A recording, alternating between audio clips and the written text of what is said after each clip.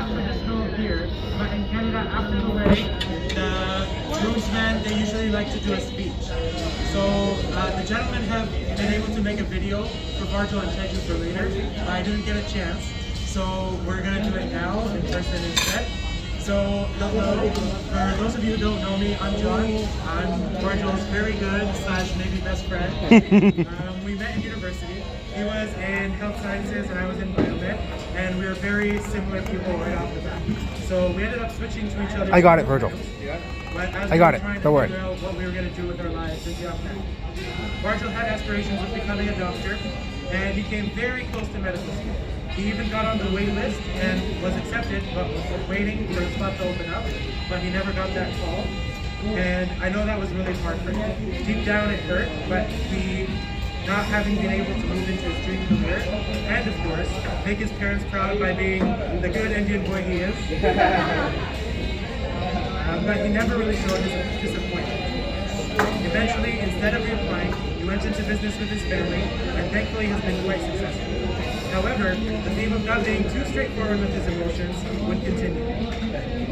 When it came to Virgil's love life, it was often a mystery. He didn't bring anything up, although I had a sense he was open to possibilities. Last year, in 2022, was a bit of a transition for him, although he never let us know that he was going through kind of a small rough patch.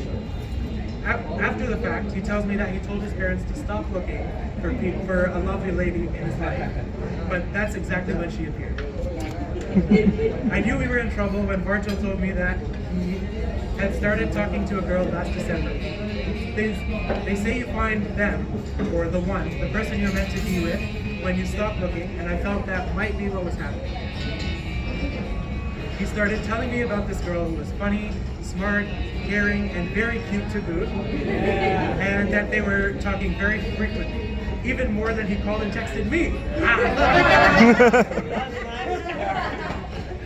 Shake my head. Suddenly, it was April, and he was heading to Kenya for a week. I was up in his room helping him pick out his outfits. I am kind of convinced that's why Teju said yes to marry him. Good, thanks to me. When he told me he was taking a ring for a potential engagement, I knew it was a done deal. See, Virgil doesn't really talk about his feelings. There's some crazy, strange, coincidental stuff that's happened to him in his life. But no matter what, when I ask how are you feeling or dealing with it, he just says, I'm fine. This is fine. Always. Everything. You know even. Yeah. There you go. So I'm fine. Yeah. I kind of figured. With something like a little bit of tears in his eyes sometimes. But just, I'm fine. He pushes his emotions down deep, and it's easier to deal with them like that. But I knew there'd be signs. The fact that he was bringing a ring and seriously considering spending the rest of his life with Teju meant that she was a very special person, and I was convinced he was going to love her. From failed doctor to young successful businessman, I've seen Virgil in fun, challenging, confusing, and everything in between times. Through it all, he's hardworking, caring, and though he struggles to get it out in words sometimes, incredibly loving. Virgil and I are best friends because my weaknesses are his strengths and vice versa.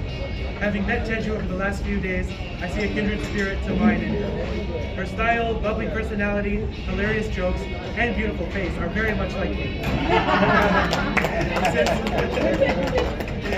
Since Virgil and I complement each other so well, I know she's going to fit right in. The biggest change I've observed over the last week being here with Virgil and Teju is in his heart. He seems bright, light, content, and most of all happy. He's comfortable around Teju, excited to be in her presence, and I feel like both of them are made better just by being together.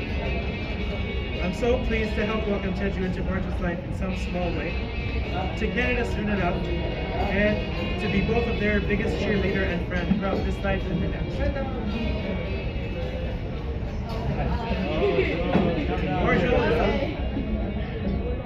Virgil is a lucky man to have found Teju, and I know he'll make her feel like the luckiest person in the world because I know him. If life has taught me anything this year, it's that you never know when the last time it is that we're going to get to say I love you to someone you care about. And so I would be a fool to let this opportunity go. So Virgil, I love you, brother.